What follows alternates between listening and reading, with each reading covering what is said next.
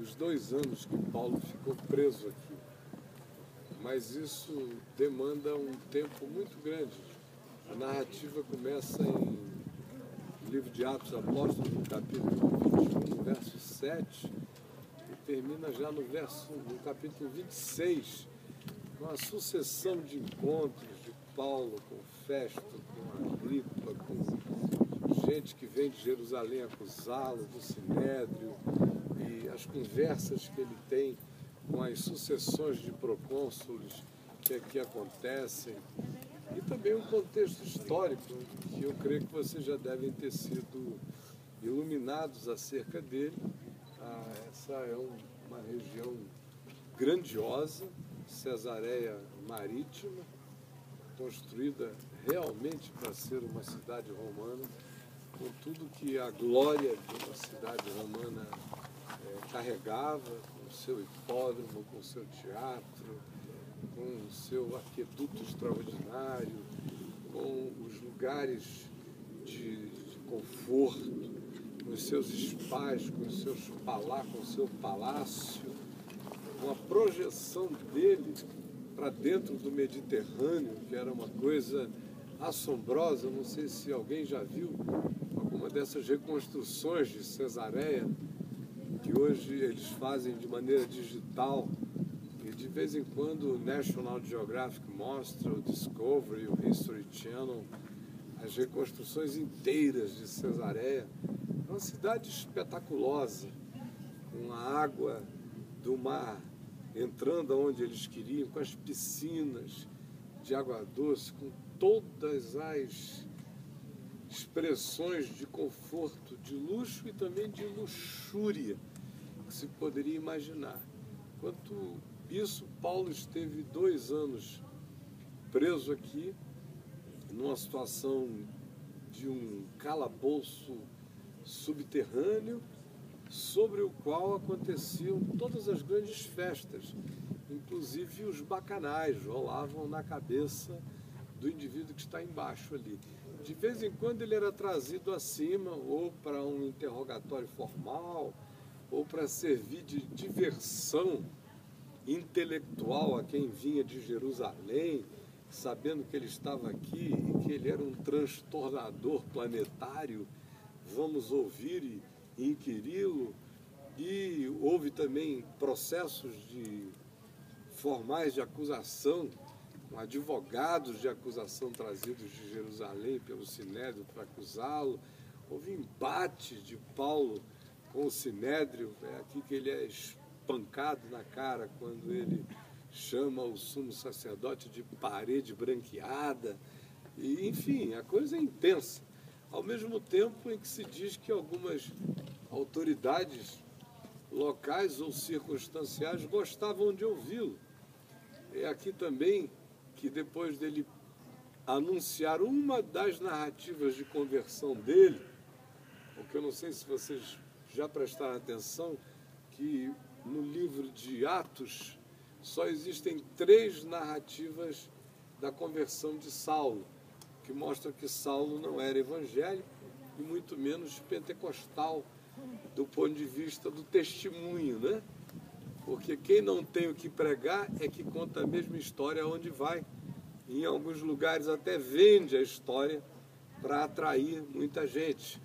Hoje em dia no Brasil, vender testemunhos é uma coisa de uma lucratividade absurda.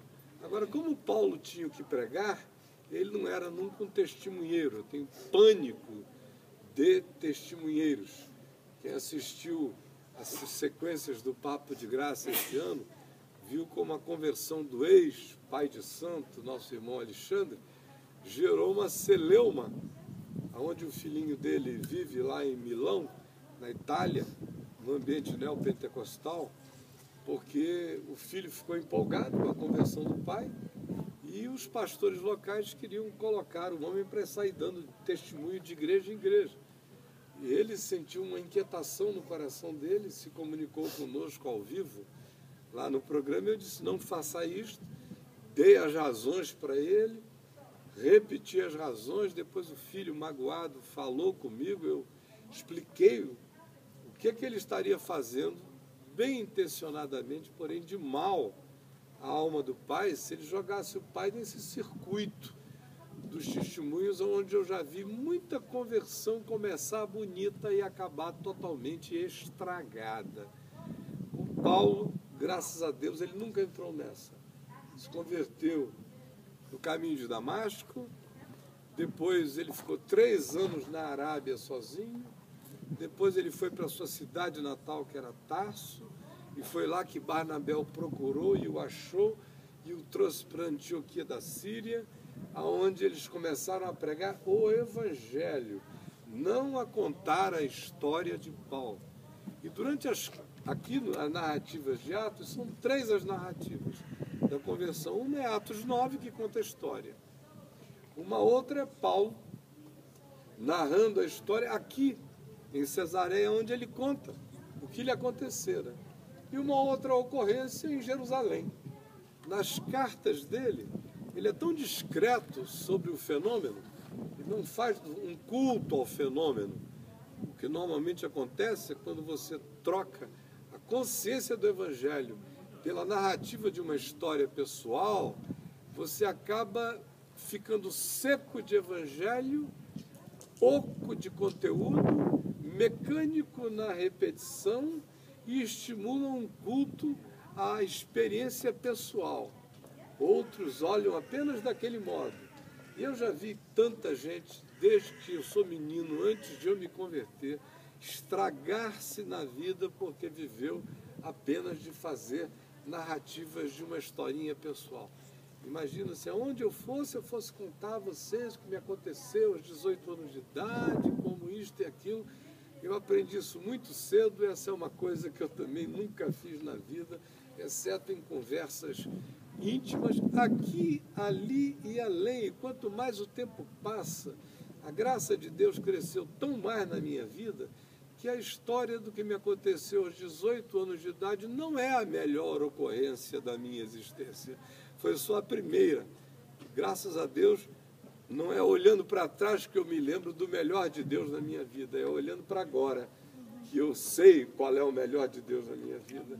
E é olhando para o futuro, que eu tenho certeza onde está o melhor de Deus para a minha vida, ainda que no tempo presente, não me refiro nem à eternidade. Pois bem, são apenas 3 as narrativas que ele faz. E o tempo que ele passa aqui, a gente teria uma quantidade enorme de coisas a dizer, mas, como eu disse, o tempo não seria suficiente. Peço apenas que vocês, chegando hoje no hotel, leiam Atos do capítulo 21, verso 7 até em diante, até o capítulo 26, com cuidado, anotem os nomes, a fartura de personagens que interagem, e como há pouco eu dizia, a coisa mais extraordinária que ficou cunhada na história como fala de Paulo no lugar, é quando ele é interrompido no seu testemunho e no seu arrobo feliz de narrar o que Jesus fizera na sua vida, e ele é interrompido quando lhe dizem: Paulo, as muitas letras te fazem delirar. É aqui em Cesareia que ele sofre essa interrupção que entra como um eco extraordinário para a história, revelando também essa capacidade verbosa, articulada, persuasiva, construtiva, arquitetônica da expressão do falar deste homem, acerca de quem anteriormente na nossa viagem nós já falamos significativamente. É justamente porque a gente já vem da Ásia Menor, na Turquia e da Grécia, só falando muito de Paulo, que eu decidi que aqui em Cesareia, hoje, a minha ênfase não será nele, mas será na continuidade do que a gente estava falando lá no alto de Jope, sobre Pedro. A última coisa que eu lhes disse lá é que para Cornélio,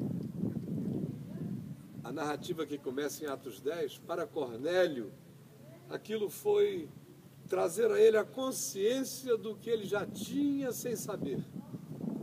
Foi trazer para ele a segurança do que ele esperava e já era dele. Foi trazer para ele a paz do que ele em paz pedia a Deus e não sabia que podia usufruir em plenitude. Foi trazer para ele o nome daquele que no coração ele já conhecia. Foi dar a ele a informação histórica do que existencial e espiritualmente ele já provava. Ele e toda a sua casa.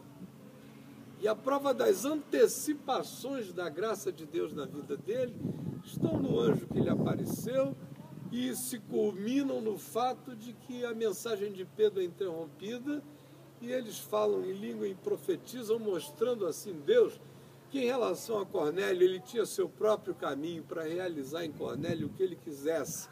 Quem precisava muito daquele encontro com Cornélio era Pedro, para se desintoxicar, para se desenvenenar, e também mostrando a nós como é tão fácil, minha gente, a gente esquecer o Evangelho e se tornar religioso com uma rapidez imensa.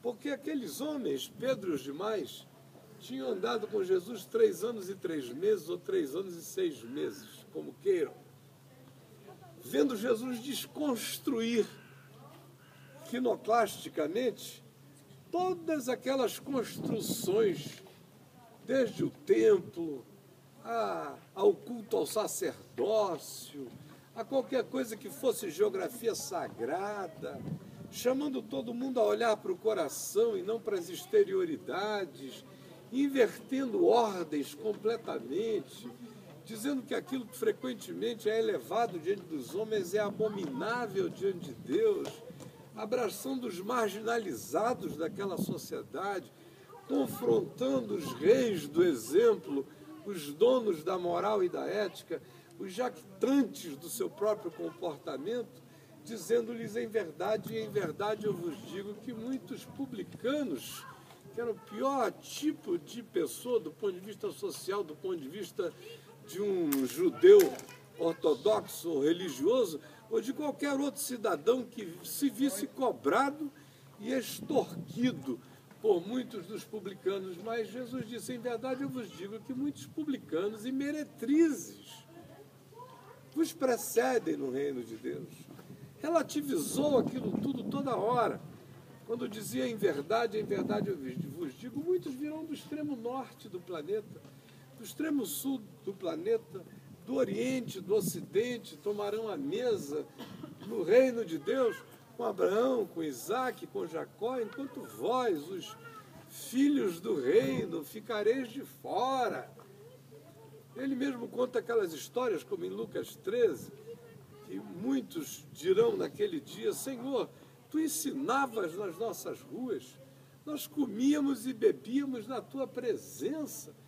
Ele diz, eu contudo lhes direi explicitamente, eu nunca vos conheci, tanto quanto em Mateus 7, ele fala a mesma coisa daqueles que diziam e que dirão, naquele dia, em teu nome expulsamos demônios, profetizamos, operamos milagres, ele, porém, lhes dirá, eu nunca vos conheci. Então, essa relativização, Pedro e os demais acompanharam o tempo todo, sofreram alguns choques disciplinares de Jesus, como quando proibiram um pobrezinho de um homem que estava expulsando demônios em nome de Jesus, e eles chegaram lá e disseram, mas você não anda com a gente, não tem direito de fazer isso, cala a tua boca, porque não fazes parte do nosso grupo. E Jesus disse, não é assim, o único absoluto aqui sou eu, vocês são relativos, quem não é por mim é contra mim, quem comigo não ajunta espalha, agora vocês, quem não é contra vocês já é por vocês. A diferença entre mim e vocês é gritante. Fiquem felizes de não sofrerem hostilidade, porque vocês não são, igreja nenhuma é o ponto de convergência de nada. Somente eu, vocês não. Ora, com essas e dezenas de outras coisas que Jesus os ensinou, ele os leva a Jerusalém, e sobre a cruz ele mesmo diz, quando eu for levantado da terra, atrairei todos a mim. Depois de ressuscitado, aparece a eles 40 dias, dando-lhes mandamentos do reino de Deus, ensinando-os a guardar todas as coisas que ele tinha ensinado. Repetiu tudo de novo e mais, dizendo, dando-lhes mandamentos pelo Espírito Santo. Ou seja, agora já é ele ressuscitado, ensinando, e o Espírito Santo ecoando intensamente, já há uma dimensão de introjeção do conhecimento na consciência deles. Antes de assunto aos céus, Jesus diz mais de uma vez, vocês vão receber poder, e a palavra grega é dunamis, é esse poder explosivo. Vocês vão ter uma alteração de interioridade fabulosa. Os tímidos vão ficar corajosos. Os que se autorrecolhem vão ganhar o poder da extroversão. Os mais amedrontados vão se desassombrar. Esse vai ser o poder que vai explodir dentro de vocês, uma ousadia enorme. Porque, como diria Paulo, nós não recebemos espírito de covardia, mas de poder, de amor e de moderação. E Jesus disse, permaneçam da cidade até que do alto sejam revestidos de poder. Esse poder vem na forma simbolizada de línguas de fogo sobre a cabeça, eles falam em outras línguas e eles ganham uma intrepidez enorme. Todos os que tinham fugido agora se oferecem para enfrentar as batalhas. Todos os que antes corriam agora não têm medo e ficam. Prisão para eles passou a ser um lugar extremamente diferente do que o significado de prisão anteriormente poderia ser para eles, embora nenhum deles jamais tivesse sido até então preso. Algo mudou dramaticamente neles. Agora vejam, como esse algo que mudou dramaticamente neles, esse poder, quando lida com a gente, com a fraternidade, com o conforto fraterno, tem uma tendência enorme aí fazendo com que a gente, ao invés de ir, a gente diga, vamos começar aqui a orar pelos que estão lá. Logo, logo a gente começa a dizer, bom, os que estão lá, será que vão nos entender? Sutilmente as coisas começam a ser alteradas dentro da gente. Aí a gente começa a gostar muito uns dos outros e do convívio. Aí todo e qualquer outro movimento para fora do convívio já gera um desconforto muito grande, um cansaço muito grande, já desacomoda a gente. Aí por que a gente não experimenta Deus aqui, em plenitude? Vamos gozar Deus juntos. E a gente entra no que eu chamaria para vocês aqui de uma espécie de glutonaria espiritual local. Ou a gente experimenta uma certa luxúria carismática, geografizada, encastelada, amuralhada. Ora, o tempo dessa experiência é curto. Logo isso começa a adoecer a mente da gente sem que a gente note. Aí nós não somos os únicos, mas nós somos os melhores. Nós começamos já a pensar que Deus é livre para quem sabe agir aonde queira, mas o lugar do epicentro da vontade dele, da revelação dele é aqui.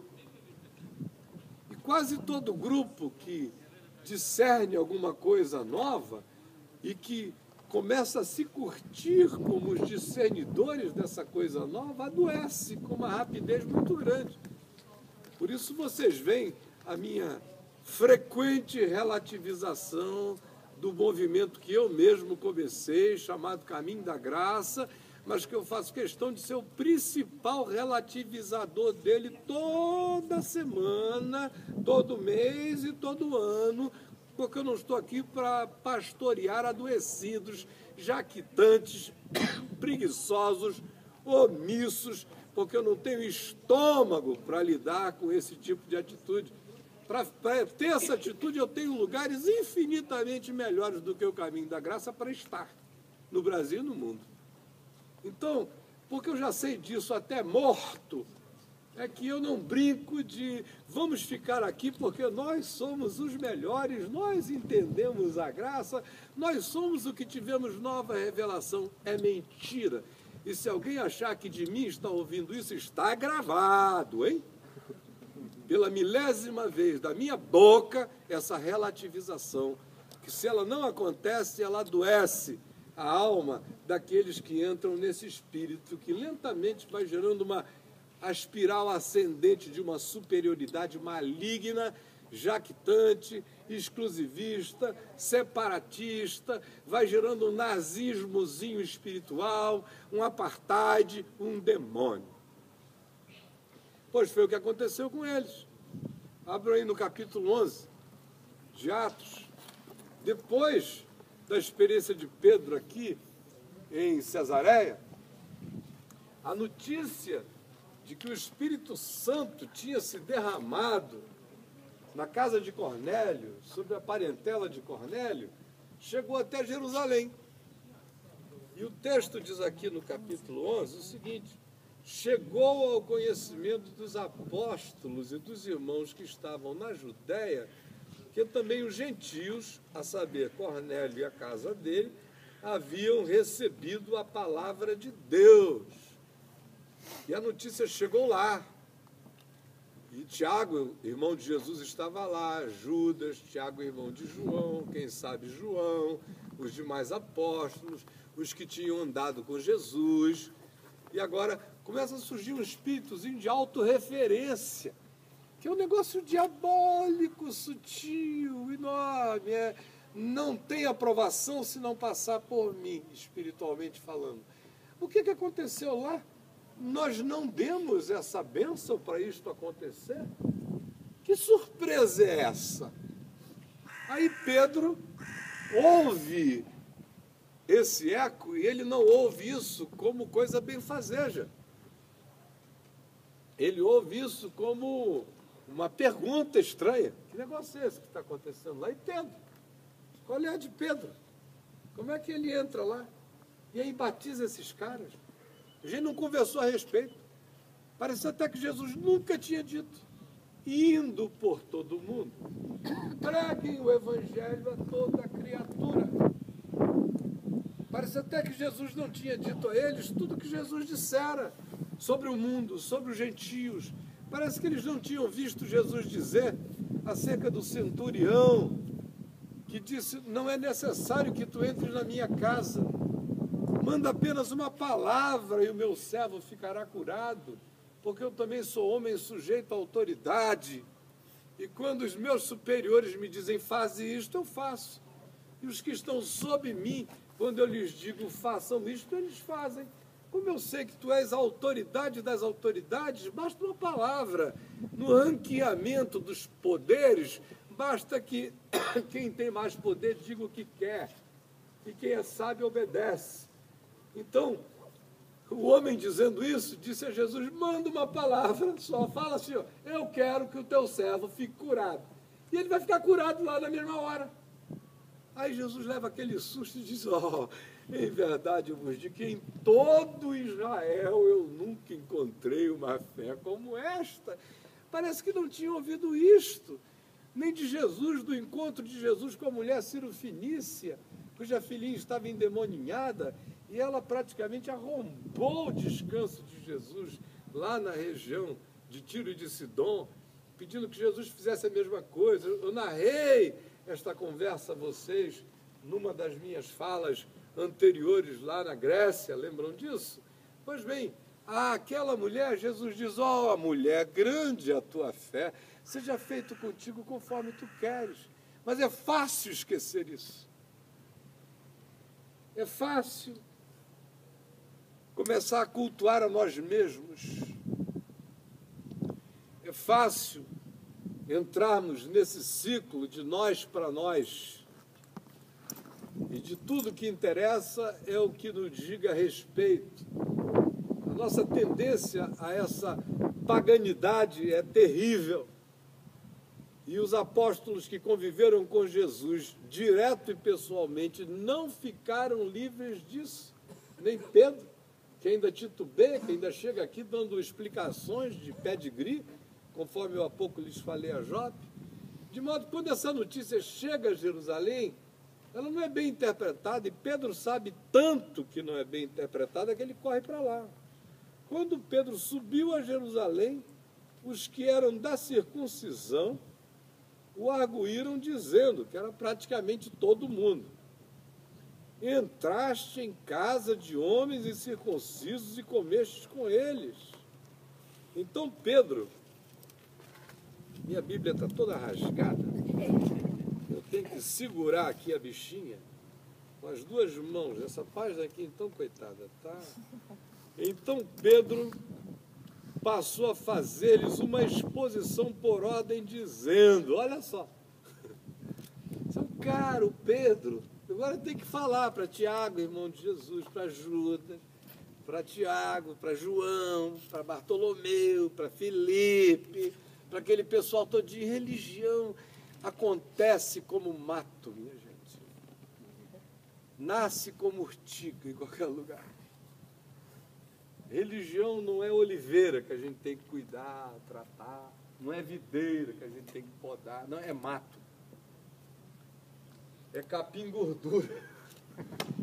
Dá com uma facilidade enorme. É pezinho de chuchu. Vai que vai rasteiro, impregnando, é erva daninha. Cocô de passarinho gera, que é uma beleza. Com uma facilidade enorme. Não precisa de nenhum tratamento. Ninguém nunca pensa, a gente precisa cuidar para criar um espírito religioso. Não, ele faz parte da oferta de Caim. Ele faz parte da busca da autonomia humana, ele faz parte do nosso desejo de sermos melhores e superiores e de sermos diferenciados do resto do mundo. É uma maçonaria que viaja no DNA do pecado na alma de cada um de nós. Aí lá vai Pedro explicar. Eu estava na cidade de Jope orando e num êxtase.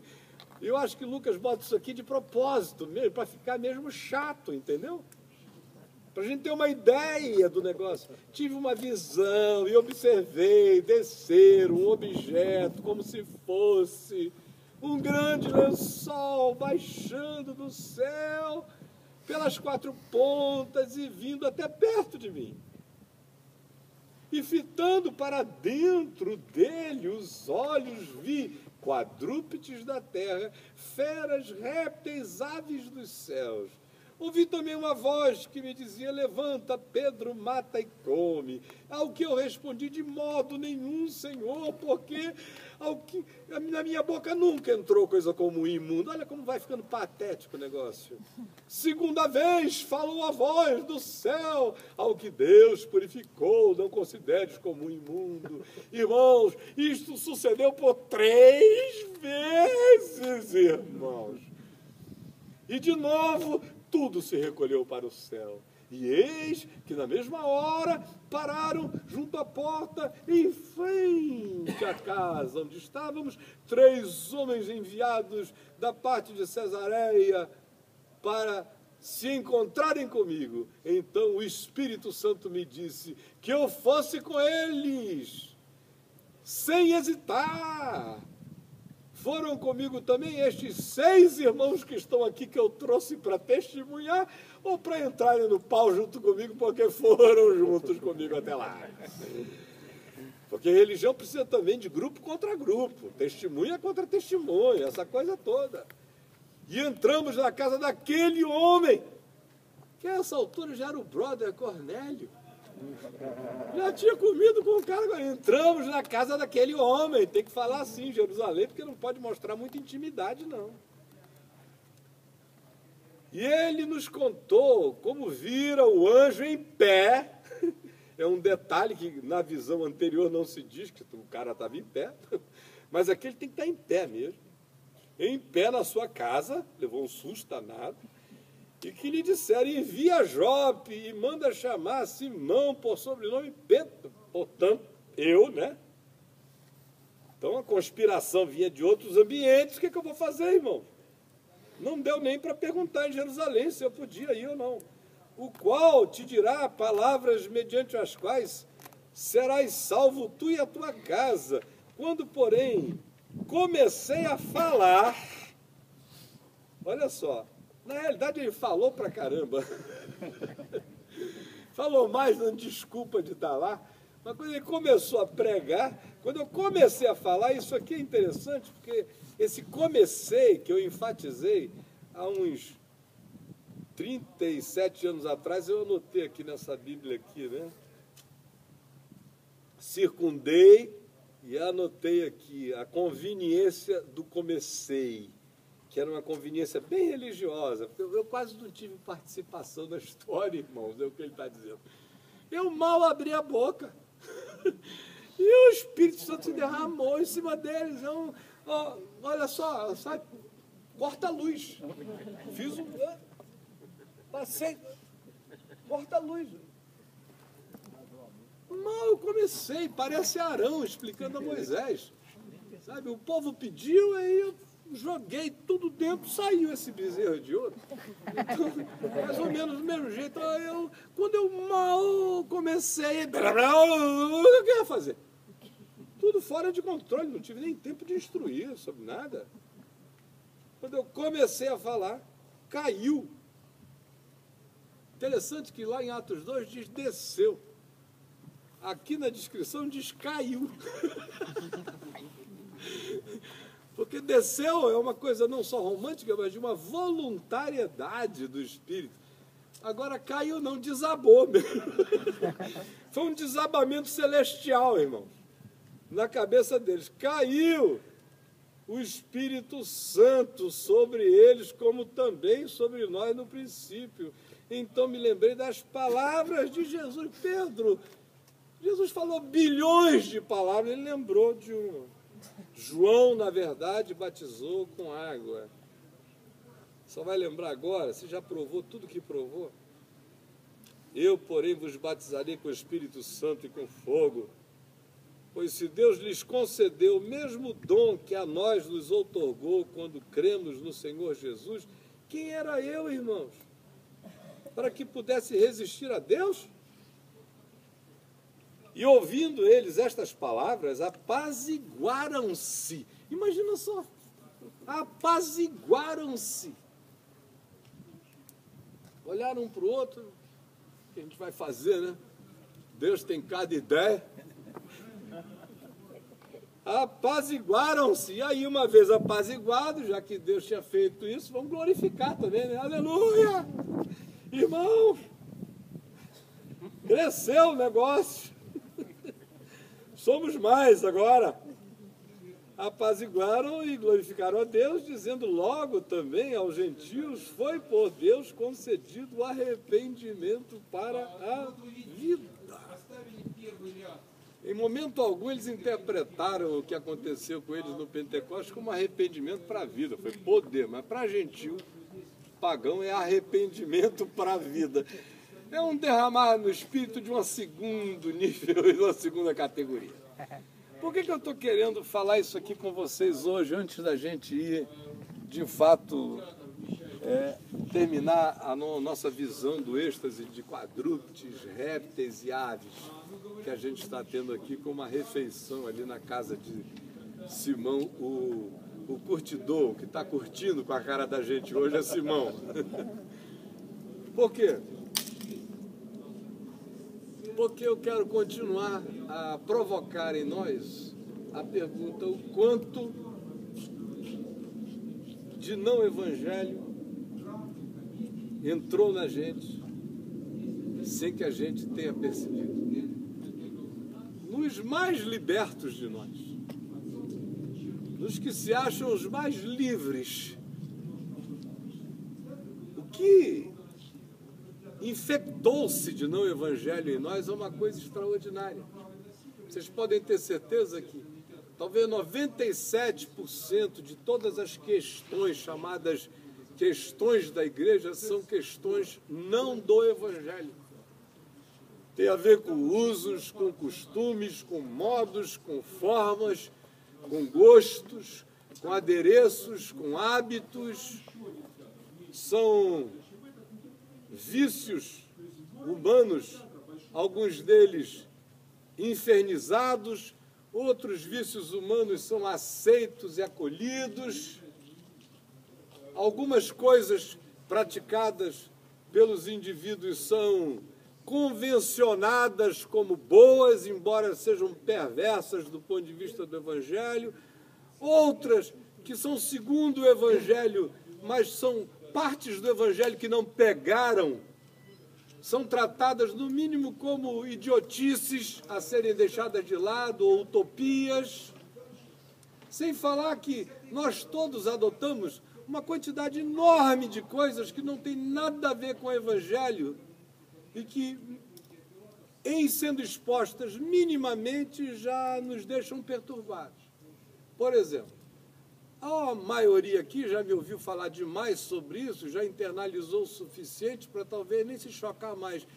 Mas se fosse há 10 anos atrás, quando eu comecei a escrever, por exemplo, o meu site, o caiofabe.net, aquilo que eu sempre defendi a vida inteira, mas no tempo que eu era o reverendo Caio, eu podia dizer qualquer coisa que pegava. Ainda que o povo não praticava, mas eles diziam: ó Deus, louvado seja o teu nome pelo teu servo a quem enviaste para nos abençoar nesta geração.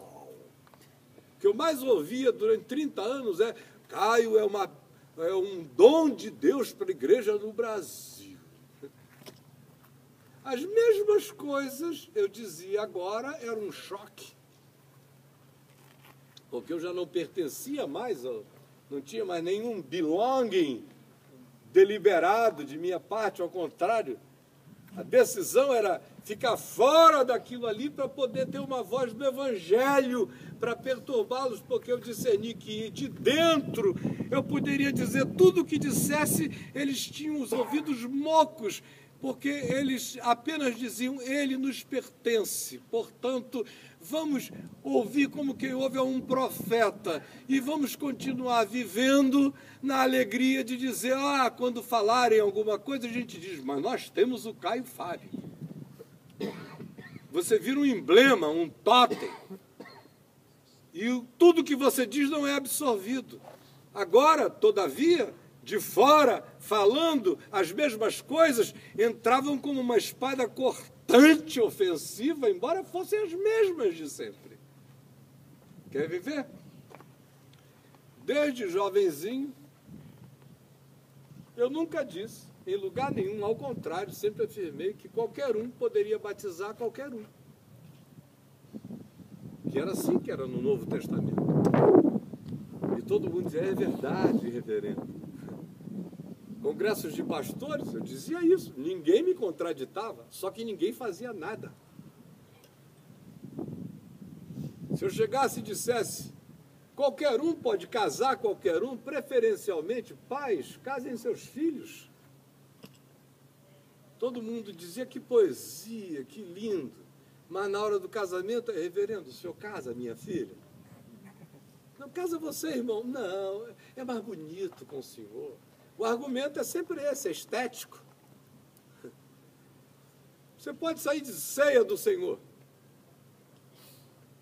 Eu sempre ensinei que ceia do Senhor, qualquer pessoa com um coração cheio de alegria em Cristo, não só pode participar dela, mas é privilégio garçonal servi-la, distribuí-la.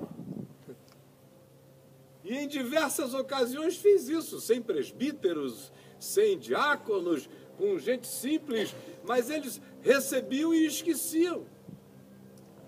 Hoje as mesmas coisas são ditas e são tratadas como se fossem heresias. E heresia é essa oficialização piramidal, hierárquica, sacerdotal, pagã, que se faz do pastor, do sacerdote, do presbítero, do diácono, da mesa branca evangélica, que é mesa branca, é cristicida, não é kardecista, é sessão de mesa branca da ceia do Senhor.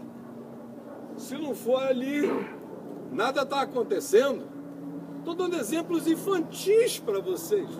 para a gente ver a quantidade de religião que está dentro de nós e a gente não quer nem admitir, minha gente. E você pode sair prolongando e estendendo isso nas coisas mais sérias e mais profundas, e vejam como nós nos tornamos profundamente religiosos. Outro dia, uma pessoa, na brincadeira, me disse que estava grávida. Aí me falou assim: graças a Deus eu estou grávida neste lugar aqui, que não era a igreja. E aí eu falei: não, querida, graças a Deus não é porque é aqui, é porque é na graça. Porque, por exemplo, se fosse na Grécia, você estava danado. Mas como é na graça, você está livre. Mas o que é isso, senão o eco e a certeza de que em determinados ambientes, certas gravidez são tratadas como um aborto. Embora os crentes digam, abortar é pecado. Mas o tratamento que se dá à menina solteira que ficou grávida é um tratamento de quem aborta a mãe e o filho. Mas não aborte, sua safada. Nós estamos te abortando daqui. Mas não aborte o menino daí. Mas abortam a mãe, o filho e tudo. Esse é um espírito desgraçado. Talvez seja depois do gnosticismo, eu diria não. O gnosticismo vem depois das cartas de Paulo. O espírito prevalente de combate nas cartas de Paulo é a esse espírito religioso que vinha de Jerusalém, dos judaizantes, e queria corromper a alma dos pagãos que se encontravam com Jesus no Evangelho. E o próprio Pedro não ficou livre disso com rapidez. Vocês estão pensando que ele entendeu o negócio naquele dia? Não entendeu nada. A própria conversa dele em Jerusalém já mostra que nosso amigo Pedro tem um jeito para o molejo que não é brincadeira, para fazer um moonwalking. Ele vai e faz um moonwalking que é uma beleza. Cuidado, cai. Faz um moonwalking. Maravilhoso. Ele derrapa assim para trás que a gente nem vê. Ele que inventou o moonwalking. O Pedro, ele faz bem o moonwalking. Prova disso é Gálatas 2. Ó, anos depois, a Paulo com Barnabé lá na Galácia, Pedrão chegou. Feliz da vida. Ei, Paulo, pô, irmão Pedro, Barnabé. Aí ficaram lá numa boa. Linguiça, ah, claro, linguiça. Cheese, burger, o misto quente, como a Adriana pediu hoje lá em cima em Jope. O que é que eu quero? É um misto quente. Aí eu falei, não dá para botar o rema, não dá para botar o... Aqui não vai dar, só dá para botar o cheese. Mas o outro não dá. Então, na boa. Querem cá? Queremos. Oh, que maravilha esse misto quente. Ah, uma aguardente da Ásia Menor, claro. Que maravilha. Ah, aguardente. Estamos aguardando. A água da gente, aguardente, claro. Vamos comer na casa do irmão tal, aí chega lá, tinha uma música local tocando, Pedro até o pezinho dele, feliz da vida, oh, irmãos, que bom, Jesus é maravilhoso.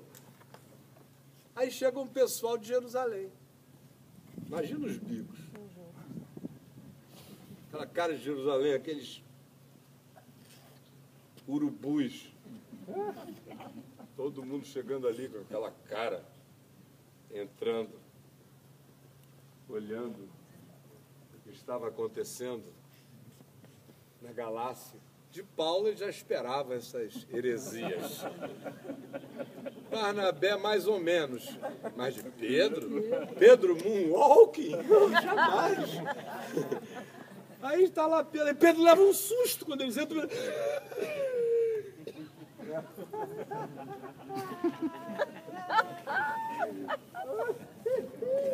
Ai, Pedro. Aí Paulo fica olhando aquilo. O que houve, irmão? Não estava boa com ele, não? Não, que comida nada, rapaz. Não fala nisso, não. Comida nada, não. Eu só como pães asmos. Não misturo certas coisas. Que é isso, Paulo? Paulo ficou esperando. No dia seguinte é a mesma história. Aí agora já é Pedro chegando junto com os urubus.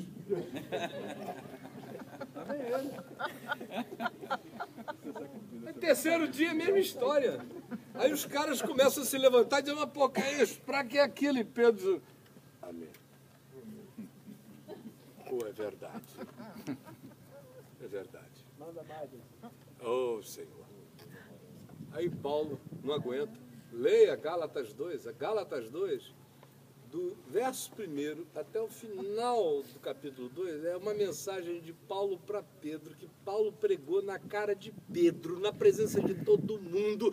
Isso aí é que é um cara que não faz moonwalking, é Paulo. Paulo é um cara que só anda para frente. É um caterpillar do Evangelho. E atropela. Ele aprendeu na espiritualidade o Evangelho da graça e o dos grace. Partia para as cabeças mesmo. Baiana, double leg, pá, joelho na barriga, deixa de ser idiota, Pedro. Para com isso. Leiam lá. Quando chegamos lá na Galácia, Pedro se tornou repreensível, porquanto antes de chegarem os irmãos de Jerusalém, comia com todos, se divertia com todos, estava à vontade de tudo.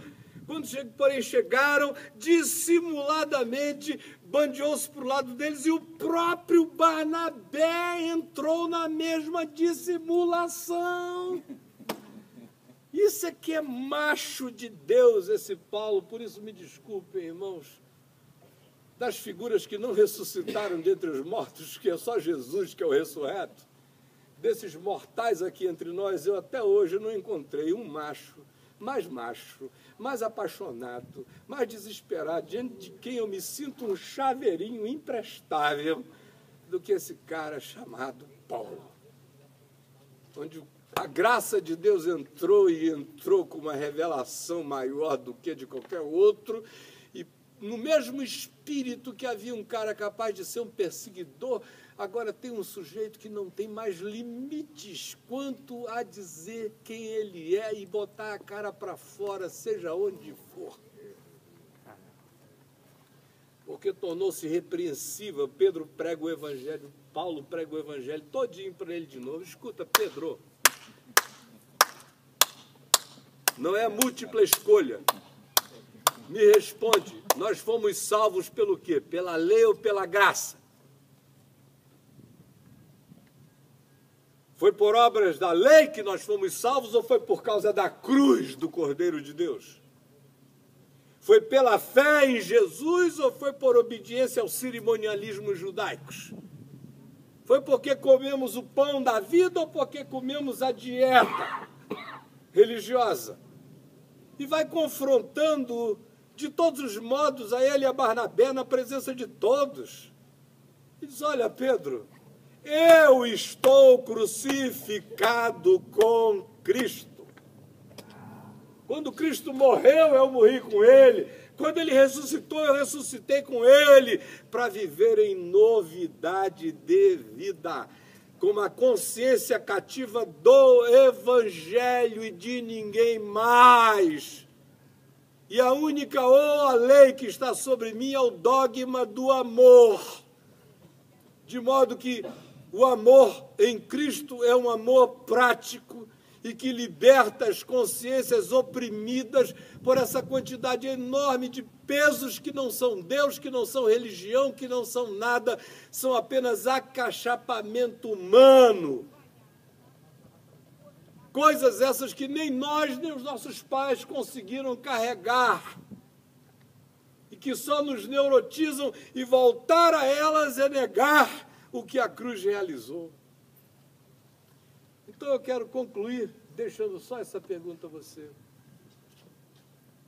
Hoje o lençol baixou aqui. Quais são os quadrúpedes que você não come? No caminho para cá, a Bruna estava nos falando da entrevista de ontem, domingo, da Marília Gabriela com o Silas Malafaia. que vinha sendo anunciada já na internet.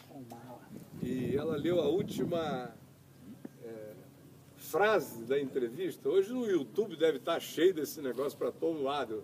Quando eu abrir o meu mural daqui a pouco, deve ser assim você entubado desse negócio de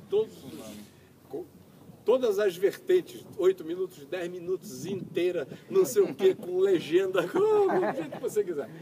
Vai ter lá.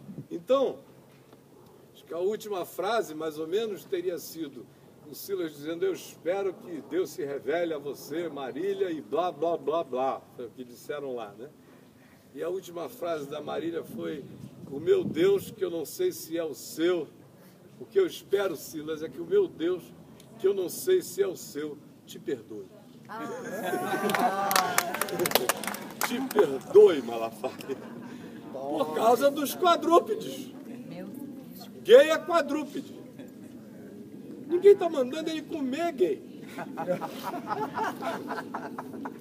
Não está. Só está dizendo para ele não devorar os gays. Só se está dizendo para ele não querer matar gay. E assim por diante. Eu amo os gays tanto quanto amo os bandidos. Foi uma das frases lindas e poéticas desse evangelho, me desculpem, de bosta. Então, quais são os quadrúpedes que estão dentro de você? Cuidado, porque você diz: eu não como esse quadrúpede, é porque você já é um. Seu jumento.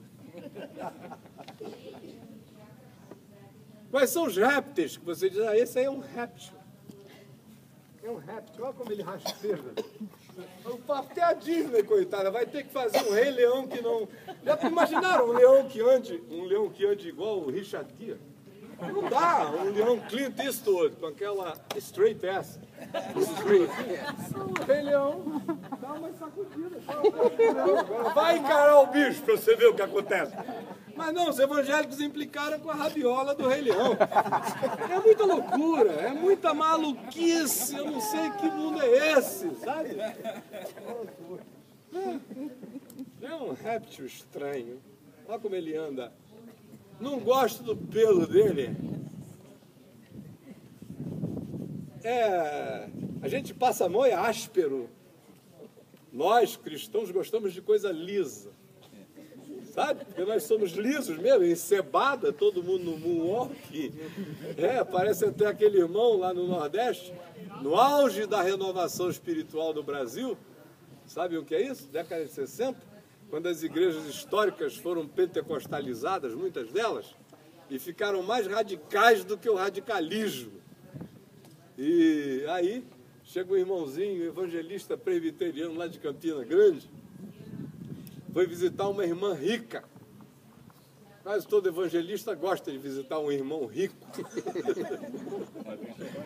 Aí chega lá, foi visitar aquela irmãzinha rica. Chega lá e ele, assim, um homem simplório, mas muito malandro. Parece redundância, né? E é. Falou: a irmã, porventura, já ouviu falar nesta praga que está vindo lá do sul do Brasil?